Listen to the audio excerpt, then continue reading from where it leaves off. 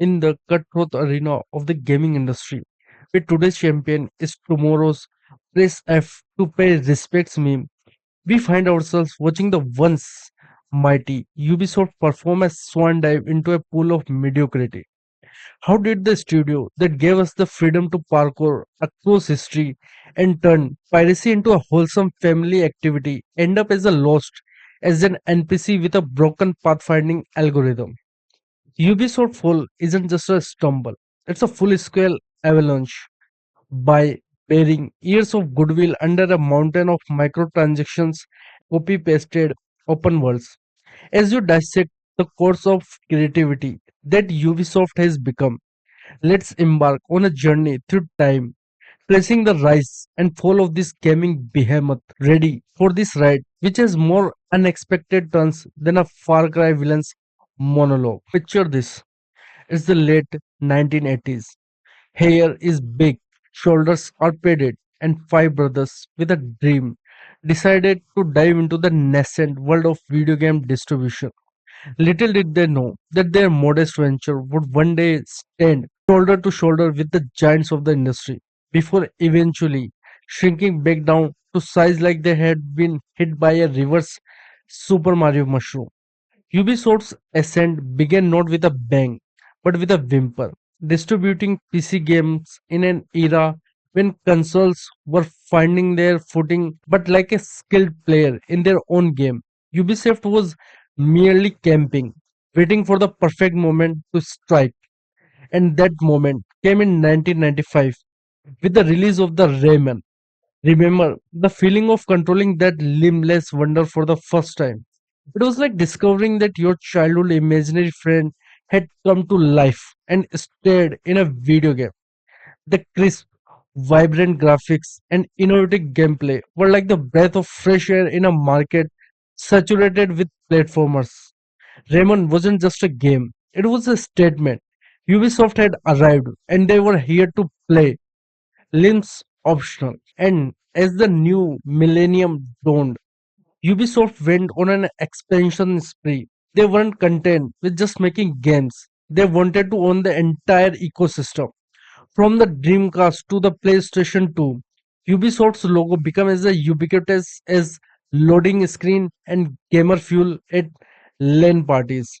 But it was the acquisition of the Tom Clancy brand that truly set the stage for Ubisoft's dominance.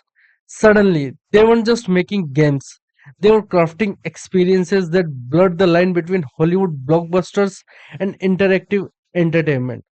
Ghost Recon and Splinter Cell didn't just raise the bar, they strapped a jetpack to it and sent it into the orbit, leaving competitors scrambling to catch up like they were playing an eternal game of the floor is lava. Throughout this phase, Ubisoft was birthing sequels with the enthusiasm of a Sims character who just discovered the woohoo option. Splinter Cell went from Pandora Tomorrow in 2004 to Chaos Theory in 2005 to Double Agent in 2006. Ghost Recon and Prince of Persia weren't far behind, with yearly releases that had fans wondering if Ubisoft had somehow discovered the secret to time travel because because they were giving just hit after hit after another hit.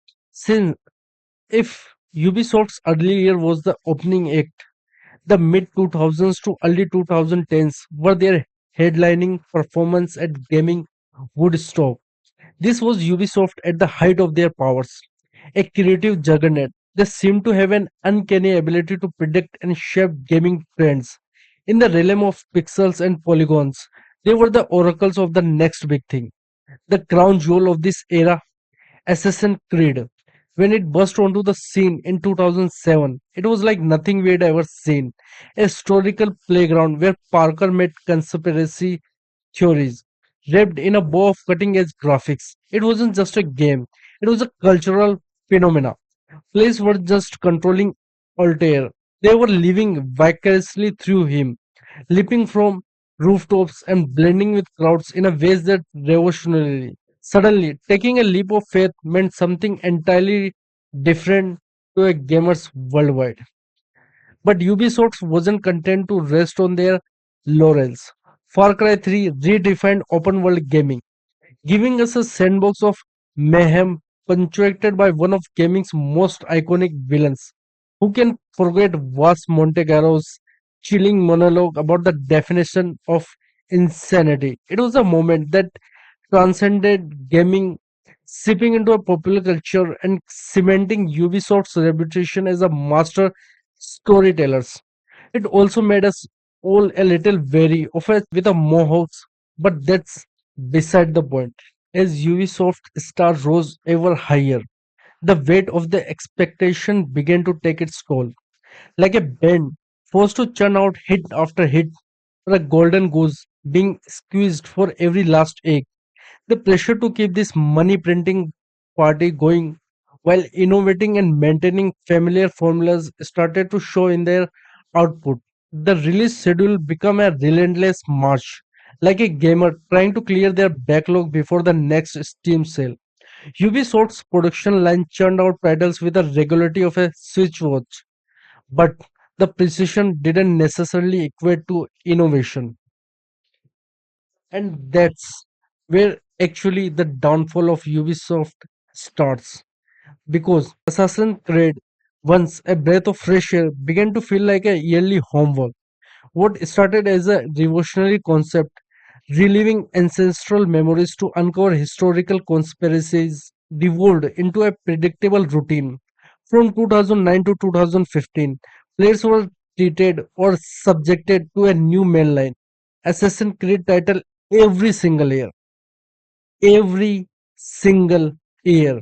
2009 Assassin's Creed 2nd, 2010 Assassin's Creed Brotherhood, 2011 Assassin's Creed Revelations, 2012 Assassin's Creed 3rd, 2013 Assassin's Creed 4th Black Flag, 2014 Assassin's Creed Unity, 2015 Assassin's Creed Syndicate. Like they were churning out just this copy and pasted material every year. This rapid fire release schedule left little room for significant innovation. The core gameplay loop remained largely unchanged. Climb towers, reveal map, collect trinkets, assassinate targets, rinse and repeat. The historical settings changed, but the underlying mechanics felt increasingly stale. Far Cry, Rainbow Six, Ghost Recon, the names blurred together in a haze of sequels and spin-offs. Far Cry, which had redefined open world's FPS game with its third installment, fell into a similar trap. 2012 Far Cry 3, 2014 Far Cry 4, 2016 Far Cry Primal, 2018 Far Cry 5, 2019 Far Cry New Dawn. Each game followed a eerily similar structure: a charismatic villain, an open world filled with an outpost to liberate, wildlife to hunt, and a progression system that felt more like a busy work than genuine character development. Rainbow Six and Ghost Recon, once bastions of tactical shooter excellence, weren't immune to this homogenization. Ghost Recon Wildlands 2017 and Breakpoint 2019 abandoned the series tactical roots in a favor of open world design that felt more like a Far Cry with a military skin. It was as if Ubisoft had found a formula for success and decided to apply it indiscriminately across their entire portfolio. Like a chef who discovered one good sauce and proceeds to put it on every dish. This ubification of their games meant that distinct franchises began to lose their unique flavors because every game became an open world plot filled with repetitive side activities and collectibles. RPG light elements kinda leveling system and gear scores were shoehorned into a franchises where that didn't necessarily even fit, like Ghost Recon. On top all of that, with microtransactions, even single player experience weren't safe from the creep of in-game purchases, with XP boosters and cosmetic items becoming commonplace. And one example of the repetition is tower climbing. The infamous Ubisoft towers becoming a running joke in the gaming community as players found themselves scaling high points to reveal map segments in everything from Assassin's Creed to Far Cry. This continuous approach for cookie cutter mission design which were getting worse than one piece filler was showing in every game. Whether you were an assassin in Renaissance Italy or a terrorist operator in a modern day war zone, mission structures began to feel interchangeable. This should have sounded an alarm to the Ubisoft offices, but somehow it didn't.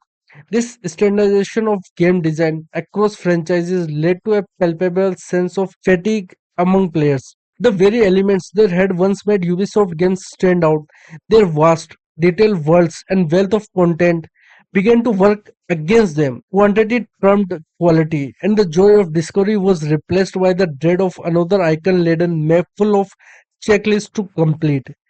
In their pursuit of reliable hit-making formula, Ubisoft had inadvertently created a production line of mediocrity. The unique identities of their franchises were sacrificed on the altar of market-tested, boardroom-approved game design. As a result, what should have been a diverse portfolio of gaming experiences instead became a monotonous blur of interchangeable open-world collector collectathons. This approach might have sustainable in the short term, capitalizing on the familiarity and comfort of a known quantity. However, as we will see, this reliance on a single formula would eventually come back to haunt Ubisoft, leaving them vulnerable to more innovative competitors and changing playtest. And that's the main reason why, when you playing Ubisoft games, the feeling of deja vu as you climb yet another tower to reveal the map in the upended Ubisoft open world game, that wasn't just you. It was the collective sigh of millions of gamers, their controllers heavy with the weight of repetition, wondering if they had somehow gotten stuck in a time loop where every game was the same but with a different skin and name. But just when it seemed Ubisoft might be losing its touch, the world threw them an unexpected lifeline in the form of a global pandemic. In 2020, for all its tragedy, created a captive audience desperate for digital escapism. Suddenly, Ubisoft's extensive back catalog and live service games become oases in a desert of lockdown boredom. It was like being stuck in a room where the only entertainment was Ubisoft games, and for a while that didn't seem so bad. Rainbow Six Siege, once a modest success, exploded in popularity, its player base swelling to over 70 million by 2021. It turns out that in a world where going outside was a frowned upon, pretending to be a counter-terrorist operative breaching and cleaning your own home had a certain appeal. Assassin's Creed Valhalla became a commercial juggernaut, selling faster than any previous entry in this series. Apparently, when you can't go on a vacation, virtually pillaging medieval England is the next best thing you can do. For a moment, it seemed Ubisoft had found its second wind, or at least a convenient excuses for why everyone was suddenly playing their games again. But as you have learned time and time again, what goes up must come down, unless you are a bug in a Ubisoft game, in which case you might just float indefinitely. The pandemic boom was a sugar rush, not a sustainable meal. As the world slowly returned to a normal, the cracks in Ubisoft's facade began to widen into a chasms. If Ubisoft's golden age was a symphony, their recent years have been a cacophony of missed notes and out-of-tune instruments, like an orchestra where every musician is playing a different song and half the instruments are actually kajos. The release of Ghost Recon Breakpoint in 2019 wasn't just a misstep, it was a face first tumble down the stairs of a game design, with each bounce representing a different way the game managed to disappoint players. Buggy, generic, and stuffed to the gills with the predatory monetization. Breakpoint embodied everything wrong with the modern Ubisoft. It was as if they had taken every criticism leveled at them over the years and instead of addressing them, decided to double down out of spite like a toddler who eats more paste after being told not to. But the real tragedy, this wasn't an isolated incident. Game after game, release after release, Ubisoft seemed determined to test the limits of player patience. Skull and Bones, their attempt at a quadruple A service game, languished in a development hell for 11 years, longer than some of their fans had been alive. It finally emerged as a $70 shell of a game that couldn't even match the naval combat of Assassin's Creed Black Flag, a game released nearly a decade earlier. It was like promising a gourmet meal and serving microwaved leftovers. And all these shenanigans, the market responded, and a rude awakening has yet to come. As Ubisoft continued to churn out uninspired sequels and half-baked new IPs, the market didn't just yawn, it actively recoiled, like a cat presented with a cucumber. Their stock prices plummeted, losing nearly 84% of its value in just a few years. Suddenly, the titan of the industry looked more like a punch-drunk boxer, swinging wildly at opponents that had been since left their ring long ago. But perhaps the most damning indictment came out from critics or not from critics or investors, but from the players themselves. In an era where indie games are gems like Stardew Valley could capture hearts and innovative AAA titles like Elden Ring could genres, Ubisoft's offering began to feel not just stale but actively archaic. It was like trying to sell flip phones in a smartphone world. While Ubisoft was busy rehashing old ideas, the rest of industry was pushing boundaries faster than a speedrunner with an energy drink sponsorship. Elden Ring showed that open world games could be both vast and intricate, challenging players without resorting to artificial barriers or XP grinds. Genshin Impact proved that free-to-play games could offer production values to rival any AAA title without needing to sell your house for in-game currency. These weren't just successful games, they were paradigm shift. And with each innovation, each boundary pushed, Ubisoft tried and true formula began to look increasingly tired like a once revolutionary smartphone app that hasn't been updated since iOS 3. Ubisoft's recent releases have been a parade of disappointments that would make even the most optimistic fan question their loyalty. Let's break it down. Let's break it down. First, Assassin's Creed Mirage. Billed as a return to the series root, it ended up being feeling more like a nostalgia cash grab, shorter than a speedrunner's completion time of the original game. Second, X Defined, an attempt to break into the crowded hero shooter market that landed with all the impact of a feather in a pillow factory. Third, we got Prince of Persia, The Lost Crown, a genuinely good game that Ubisoft somehow managed to undersell, like offering a gourmet meal at a fast food price and wondering why people are suspicious. And lastly, Star Wars Outlaws, a game that should have been an easy win, but instead showcased all of Ubisoft's worst habits, like a greatest hits album of a game design mistakes as you stand at this crossroads. The road ahead, can Ubisoft reclaim its crown or its former glory? The question isn't just whether Ubisoft can survive, but whether it deserves to. The gaming landscape is littered with the remains of once great studios that failed to adapt, their logos serving as a gravestone in the cemetery of obsolete game design. The path forward is clear, if not easy. Innovation, not iteration. Quality over quantity. A return to the creative spirit that once made them industry leaders. But with a ship as large as Ubisoft, course correction take time. Time that in that fast-paced world of gaming they may not have. It's like trying to turn the Titanic if the Titanic was also on fire and the crew was busy rearranging deck chairs. As the credit rolls on Ubisoft era of dominance, the gaming world watches with the bated breath.